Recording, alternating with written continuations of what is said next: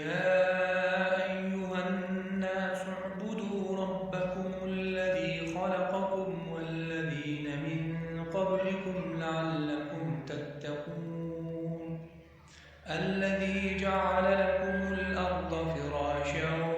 والسماء بناء وأنزل من السماء ماء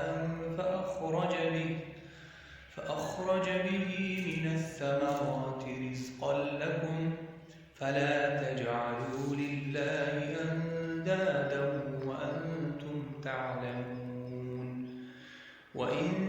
كنتم في ريب مما نزلنا على عبدنا فأتوا بسورة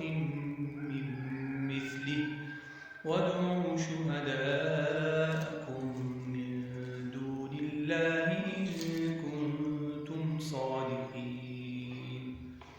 فإن لم تفعلوا ولن تفعلوا فاتقوا النار التي وقودها الناس والحجارة أعدت للكافرين وبشر الذين آمنوا وعملوا الصالحات أن لهم جنات تجري من تحتها الأنهار كلما رزقوا منها من ثمرة رزقا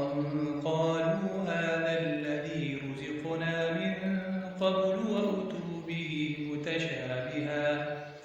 ولهم فيها